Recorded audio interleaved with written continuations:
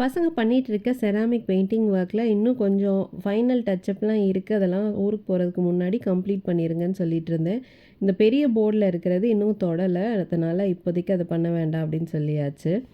உங்களில் யாருக்காவது இந்த மாதிரி ஒரு ஃபீலிங் இருந்திருக்கா? அதாவது நம்மளுக்கு நாள் அன்னைக்கு ஒரு இன்ட்யூஷன், ஒரு ரேண்டம் தாட்டை நம்மளோட மைண்டில் ஒரு விஷயம் பாப்பப் ஆகும். நெக்ஸ்ட் டே அச்சு பெறலாமல் அதே மாதிரி நமக்கு நடக்கும் அப்படின்றது. அதுதான் எனக்கு இன்றைக்கி நடந்தது. இன்னைக்கு டேக்கு நாள் எனக்கு ரேண்டமாக ஒரு விஷயம் தோணுது. அதாவது என்னோடய சிலிண்டர் வந்து காலியாக போகுது. என் கேஸ் கனெக்ஷன் வந்து முடிய போகுது.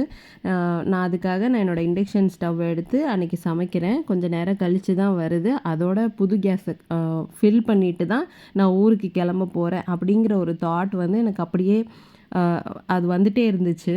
பட் நானும் அதை நினைக்கல. நெக்ஸ்ட் டே அதே மாதிரியே மதியம் நான் மீன் குழம்பு வைக்கணும்னு சமைச்சிட்ருக்கேன். கரெக்டாக பாதி சாதம் வைக்கும்போதே ஃபுல்லாக போயாச்சு. அதோட மீன் குழம்பு ஃபுல்லாகவே வந்து நான் இண்டக்ஷன் ஸ்டவ்வில் தான் வச்சேன். கொஞ்சம் நேரம் கழித்து எப்படியும் நம்ம ஃபோன் பண்ணி சொன்னதுக்கப்புறம் ப்ரைவேட் கனெக்ஷனால் ஒரு 1 ஹவர் ஆகும்.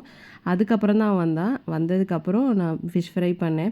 ஸோ இதை வந்து நம்ம இன்ட்யூஷன்னு சொல்கிறதா, மேனிஃபெஸ்டேஷன்னு சொல்கிறதான்னு தெரியல. எனக்கு இந்த மாதிரி நிறைய தடவை நடக்கும். அதாவது நாளைக்கு இப்படி ஒரு விஷயம் நடக்கும்னு எனக்கா என் மைண்டில் தோணிரும்.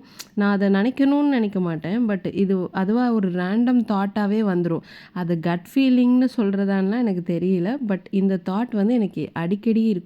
நிறைய விஷயத்தில் இருக்கும். பட் நானாக இது நடக்கணும்னு நினச்சதே கிடையாது.